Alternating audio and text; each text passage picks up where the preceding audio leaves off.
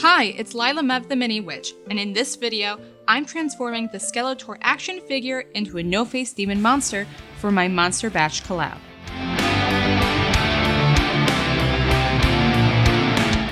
So, let's get started. A bunch of friends and I got together to partake in the second Monster Bash collab, where we each created 20 unique monster bits or inspiration, cut them into cards, drew them randomly, and sculpted, kit bashed, and created monsters inspired by the cards that we pulled. Be sure to check out all of my friends in the Monster Bash 2 playlist. We decided to pull 7 cards in total and did a group video call to reveal the cards we pulled. I was incredibly lucky that my cards went together very well. Here are the cards I pulled. The chest, face, hand, and scythe were easy enough to put together. For my swirl pattern and plants, I decided to incorporate them into my base, and the bell would serve as an accessory to my monster. I began with the Skeletor action figure as my base. I chose Skeletor because he was incredibly ripped and checked off my first card. I also liked his cartoonish proportions, clawed feet, and the fact that one of his hands is already sculpted to hold a staff. First was removing the accessories, including the hood, which I ripped off of Skeletor's head. To create more of a unique character, and less like I just took Skeletor and put Milliput on him, I did a makeover on his legs by changing his anatomy and stance. I pulled his legs off at the knees and cut away the fins on his boots. I wanted to create a dynamic pose, something that looked menacing. I landed on depicting him mid-stride with his chest leaning forward to make him appear more aggressive. To give him a lower stance than what his figure originally was capable of, I took an X-Acto blade and began to cut away the plastic at his hips.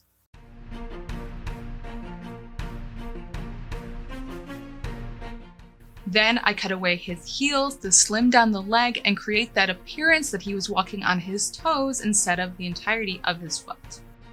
To create this new pose, I drilled holes into either end of his legs, as well as the joint of his torso.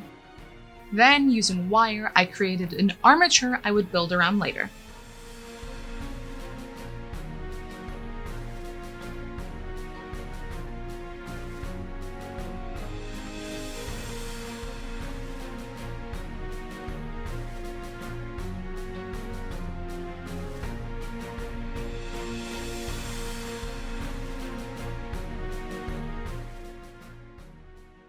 Using tinfoil to bulk up his legs allowed me to bend and play with it until I was confident his legs looked even, instead of trying to fight and race the drawing time of my Milliput and eventually ending in failure anyway. Then I covered the legs, head, and waist with my epoxy putty and filled in any cracks of his joints. I forced the putty smooth with a wet finger and a silicone sculpting tool.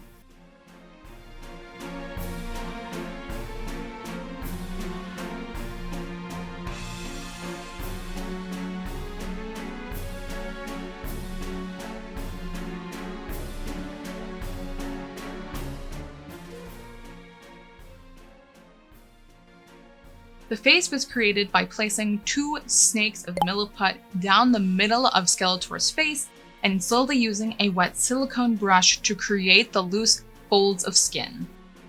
This card was definitely the most controversial card that I pulled. It was drawn by Jazza, and as he explained, it was supposed to look like someone had gotten punched in the face so hard that the face began to fold in on itself. But according to my fellow collaborators, it looked more like a different piece of anatomy. It was my hope that by utilizing literally any color other than skin tones, I would be able to pull it more towards some sort of strange blind monster and less like a sphincter. So yeah. It's the sphincter phase. Once my Milliput was dry, it was on to sanding. Sanding was the main reason I chose Milliput over other sculpting material. The ability to sand made it so that the seam between the plastic and putty was invisible. My next card was illustrated to have this swollen hand covered in boils. Since I was using pre-sculpted hands, I instead decided to focus on the boils and the fingernails. I created small balls of milliput, placed them on my figure, and then smoothed out the edges with a silicone sculpting tool. I realized that the model needed horns. I found this strange backpack thing from the dollar store and cut off the straps and created these branch-like horns. I then removed horns from a large goat miniature I had and glued them both to the head of my model and smoothed it out with epoxy putty.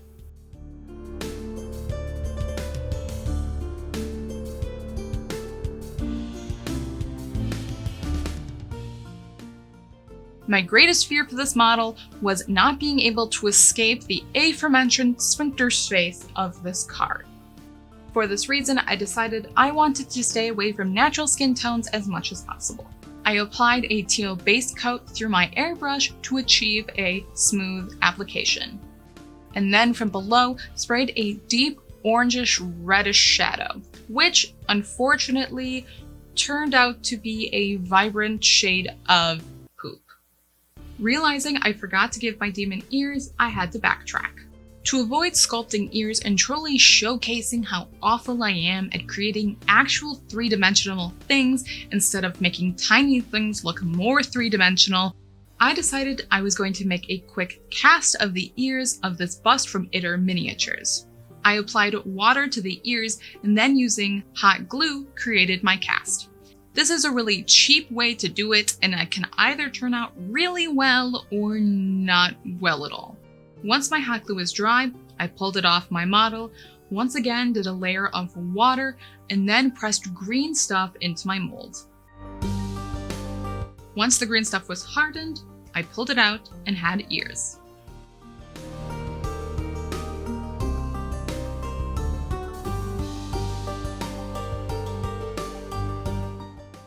Unhappy with the fecal color of the shadows, I instead decided to go with a deep wine red. I wet blended out the transitions to give the muscles a more intense form. I built up my highlights with layering, going from a light teal up to a muted yellowish green. Green and red are complementary colors, which means they have the most intense contrast in hue. Using complementary colors in this way will make the shadows appear more intense and lead to a more interesting model. The horns were painted quickly using shades of brown and highlighted with tan and lined with black. The face was the most difficult part to paint. I began by building up a gradient from teal to pink, where the puckered edges would be the pinkest. Wow, I can't say that and have it not be weird. I added brighter colors to the edges of the folded skin, and since I wanted to draw eyes to the face, I need to make sure that the face overall is the lightest part of my model. To up the yuck factor on my miniature, I painted my boils this rather grotesque yellowish color. After applying this color to my sculpted boils, I went on and painted several boils in by hand. To create depth, I created this still sickly yellowish purple color and applied that underneath the yellow circles that I had applied. This made them appear 3D even though they were painted straight onto his skin. Lastly, I dabbed on various browns to create a worn and weather texture on his leather belt. I focused my lighter color at areas where the leather strips would have folded and worn the most. I left the area that would have received less wear and distress my darker original brown.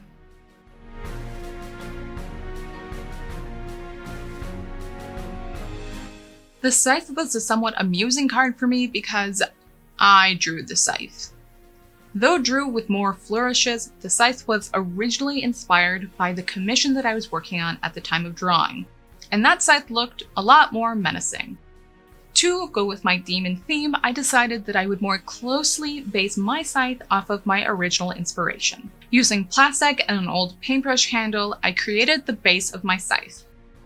I sculpted the spikes from green stuff, and once they were hardened, created the heel of my scythe with milliput, pushed the spikes inside, and then created divots and texture using my silicone sculpting tool.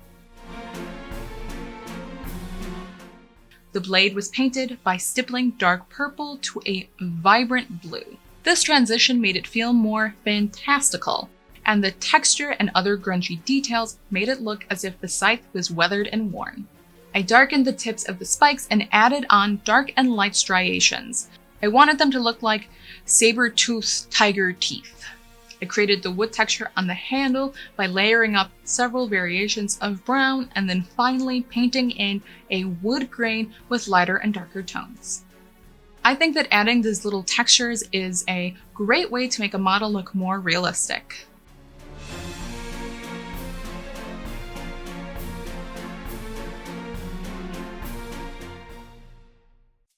To create the marble floor based on the swirl card, I got to use a technique that I've been waiting to try. The technique is called acrylic pouring. To create my base for my acrylic pour, I cut an appropriate size piece from a cereal box. Then, I sectioned my paint into separate cups to thin them with water. Next, I layered my colors on top of each other. I didn't have a rhyme or reason, I just went for it. Once my cup was full, I placed my cardboard on top of it and flipped the cup over. Then I spread the paint across my surface with an airbrush. If you think this technique would be interesting enough for its own video, let me know down in the comments below.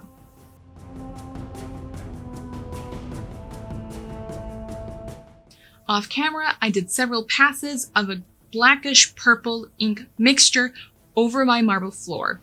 The red, black, and white was too intense, and I didn't want it to detract from the model. For the base, I imagined this cracked marble floor sloping downwards off a rocky ledge. To create this cracked and broken appearance from my marble, I took my cardboard and placed it on cork. Cork has that rough, broken texture when broken apart into smaller pieces. I placed my pieces onto foam core, rearranging them until they looked realistic and dynamic, and then glued them down. The slant was created by cutting and ripping away pieces of foam with my fingers and various blades. Then it was sealed with a mix of black paint and glue.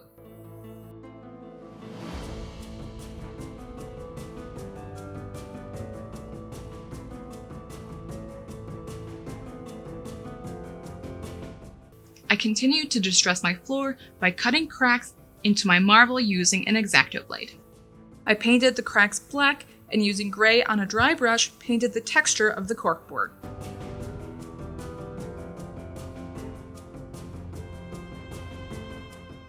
To help the raised edges pop, I then did edge highlighting with a bright white.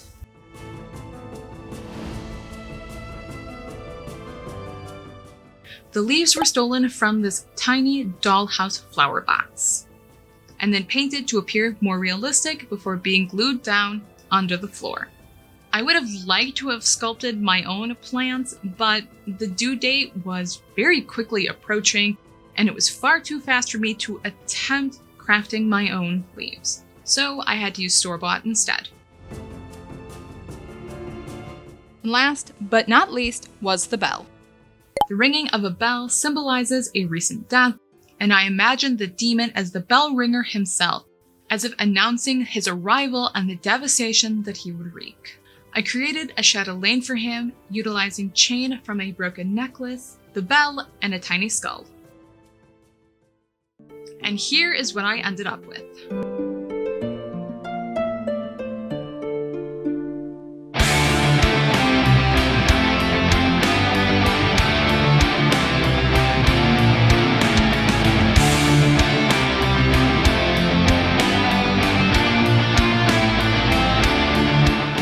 I'm pretty dang thrilled with this guy. I dipped my toes into sculpting, had the excuse to try the acrylic pour technique I've been wanting to, and most importantly, had the opportunity to work with these amazing collaborators. Be sure to check out everyone else's video and the monsters they created by checking out our playlist.